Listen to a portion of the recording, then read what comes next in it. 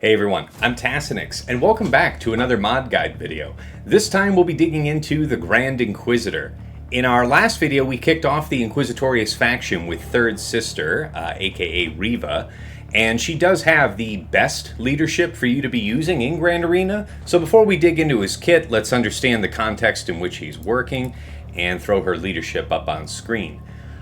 So since I will be referring back to that video several times throughout this one, I'll go ahead and put the link for the Third Sister video in this description, and you'll be able to get right over to that. But let's go ahead and dig into her leadership, Harbored Aggression.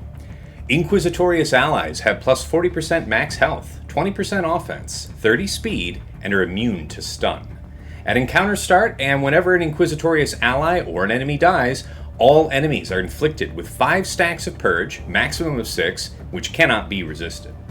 Inquisitorious allies always crit against enemies with 5+ stacks of Purge.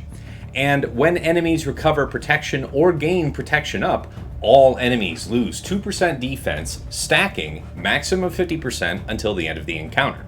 So that's just the base effect. With the Omicron, whenever an ally or an enemy dies, all Inquisitorious gain defense penetration up for 2 turns. And whenever Purge is dispelled during an enemy's turn, that character, excluding Galactic Legends, gains Deathmark for 2 turns, which can't be dispelled or resisted. So really powerful, and in terms of thinking about Grand Inquisitor's mods, we see that we do have a synergy for max health and offense. Okay, so we'll come back to that. All right, let's dig into his base unique here. Patience. At the start of battle, if all allies, minimum of 3, are Inquisitorious, this character gains 20% max health, max protection, and potency. Inflict all enemies with a stack of Purge at the start of the encounter, which can't be evaded or resisted.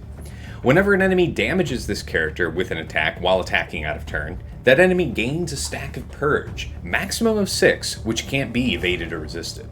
Whenever Purge is consumed or dispelled on an enemy, this character gains 3% turn meter. Fairly similar to Riva's, honestly. Alright, next unique. Compassion leaves a trail.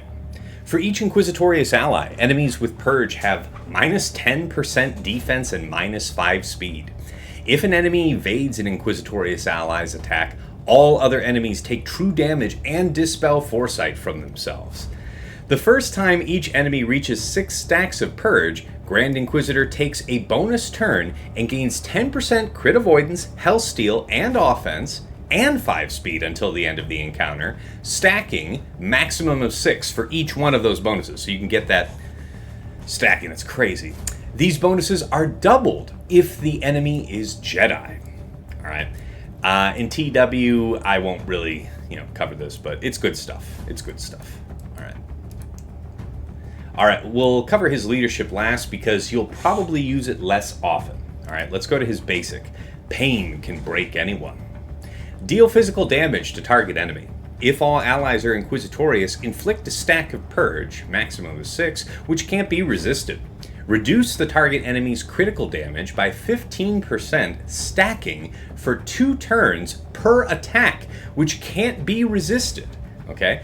On Grand Inquisitor's turn, if the enemy has at least 3 stacks of Purge at the start of the turn, attack a second time, always scoring a critical hit if able. So, because your enemies are, for the most part, going to be having 5+ stacks of Purge, this basic is a double tap each time, and it's saying that it's reducing the critical damage of that target by 15%, stacking for 2 turns per attack, right? So one use of this basic against a target with 3 or greater stacks of Purge is going to reduce their critical damage by 30%. All right, his first special. You're right to be afraid. Dispel all debuffs on Inquisitorious allies and then equalize their current health and protection percentages. Deal physical damage to all enemies and inflict ability block and vulnerable for 1 turn to all enemies with Purge, which can't be resisted. For each enemy with Purge, Inquisitorious allies recover 4% health. Inquisitorious allies gain crit damage up for 2 turns. This is incredibly powerful. AoE, ability block, vulnerable, not resistible parts of it. I think that's just for the purge, though. And then this equalization is great. So see how it says it equalizes health and protection percentages? We'll keep that in mind when we're modding. All right, his second special, Ready to Die. Remove 100% turn meter from the target enemy, which can't be resisted, and deal physical damage. Then inflict the unique effect Torture for 1 turn, which can't be copied, dispelled, evaded, or resisted. Gain buffs for 2 turns based on the number of stacks of Purge on the target enemy. If they have 1+ stack, Grand Inquisitor gains offense up for 2 turns. If 2+ stacks, Grand Inquisitor gains speed up for 2 turns. If 3 stacks, GI gets tenacity up for 2 turns. If 4+ stacks, Inquisitorious allies gain offense up for 2 turns. 5+ stacks, Inquisitorious allies gain speed up for 2 turns. And 6 stacks, Inquisitorious allies gain tenacity up for 2 turns. Okay, so we see that if your target has up to 3 stacks of tenacity, the buffs that are gained are only for Grand Inquisitor himself. But going from 4 through 6, these same benefits will now be handed out to him and the entire Inquisitorious team. Now, the unique effect Torture is defined as, the character who's inflicted with torture takes bonus damage equal to 10% of this character's maximum health when damaged by an attack. Reduce their defense by 10%, stacking maximum of 50% for the rest of the encounter when damaged by an attack, and they can't gain bonus turn meter. All right, and then there's a Territory Wars Omicron after that, but that's outside of our scope. Let's go ahead and talk last but not least about his leadership. So I said this in the Riva video, she is the best lead. Perhaps in 3 versus 3 you might consider a division of the team. We'll talk in team comps and turn order in a moment about that. But yeah, his leadership is good. It's really good. It's just not as good in Grand Arenas as Riva's. So let's dig in. Master Inquisitorious. Empire allies gain 20% max health and max protection and 10 speed. If all allies are Inquisitorious at the start of battle, they gain an additional 46% max health and max protection and 15 speed, and they are immune to ability block. Also, Grand Inquisitor gains defense penetration up and offense up for 2 turns, which can't be dispelled or prevented, just straight off rip. Additionally, if all allies are Inquisitorious at the start of battle, whenever Purge is inflicted, Inquisitorious allies gain benefits based on their role for the rest of the encounter, stacking maximum of 200%. Attackers get plus 2% crit damage. Healers and supports get plus 2% potency, and tanks get plus 2% defense. If the enemy leader is a Jedi, Inquisitorious allies start the battle with buffs based on their role for 1 turn. Attackers gain advantage, healers and supports gain foresight, and tanks get taunt. Alright, and of course there is a TW Omicron, but it's beyond our scope. So anyways, great skills. There's offense in here, health, what else was there? Yeah, protection and potency. Yeah. So his patience unique is nice for that. Let's go and talk about team comps and turn order.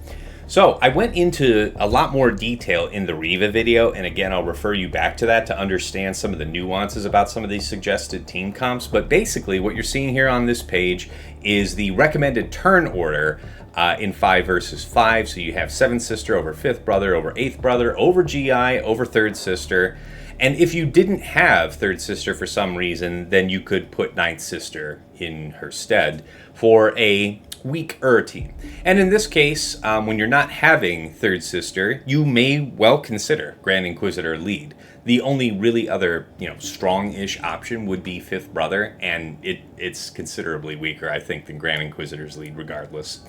Of course, in 3 versus 3, your prime team is going to be 3rd Sister lead, Grand Inquisitor, 7th Sister, but this is where I did speak in the Riva video about how you might break things up if you don't have Riva. Some options, some considerations you might go with. All right, let's dig into his mods. I actually have the brand new and improved Swugga.gg up on screen, and I pulled up my own mods. So, you know, I surveyed other top players yesterday and saw that I was a little lacking, and I did a couple tweaks myself, so I think my Grand Inquisitor is, you know, representative of some of the best now. Let's go ahead and talk about that. So, we see that from the previous slide that we want him in the turn order about fourth, right? Isn't that where I had him? Let me go back to that real quick. Yeah, we have him about fourth. So the important thing about speed to begin with is that he's in the right turn order sequence. And you'll see that I have him modded faster than Riva. Riva has a unique that does give her an additional 30 speed. So you do need to keep that in consideration when you're talking about what to put him at. I said in the last video, I'd like Riva to be about 300 speed. You could go maybe as low as 280, 290, but really she all of them gain from taking a billion turns. So as fast as you can push them up with respect to the turn order.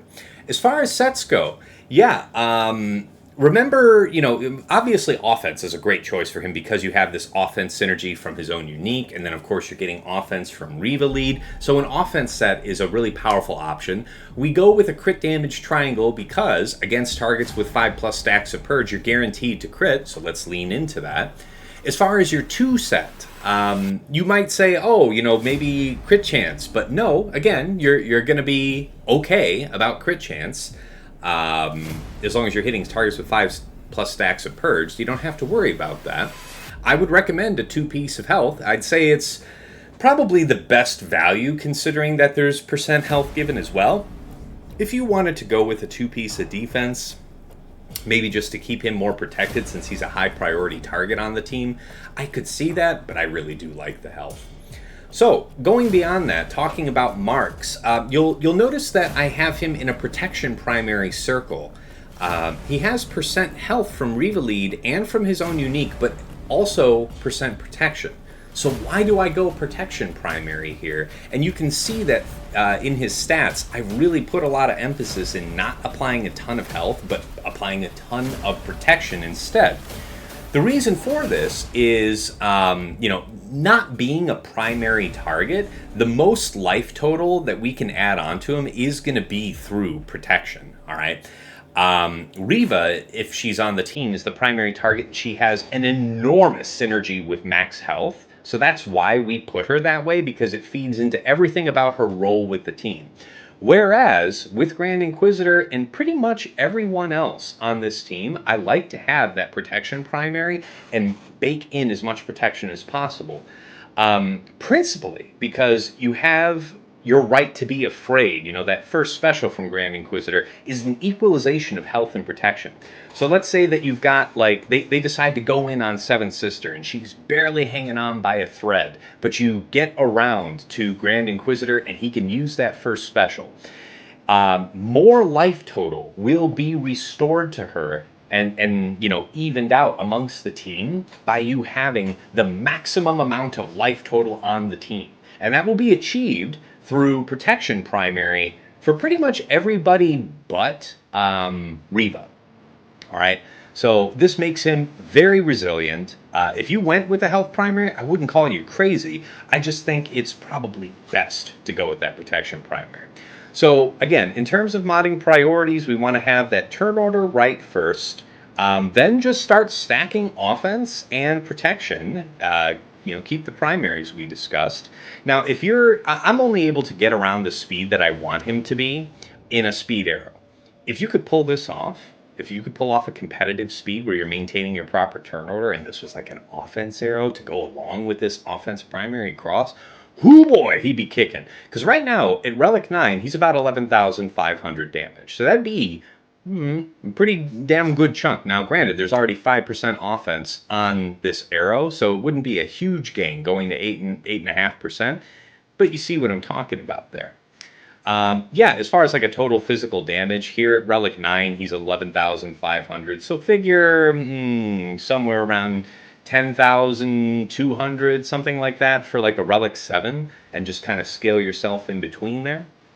But yeah, this guy slaps super hard. He is a really fun character to play. And if you have him kitted out like this, he will destroy your enemies. All right, guys. Last but never least, we'll talk about applications. I went ahead and... Does this even work? No, that's the wrong page. That's the wrong page. Oh, well, you know what? I'll just go ahead and have to point you back to the last video where we went over the applications of this team.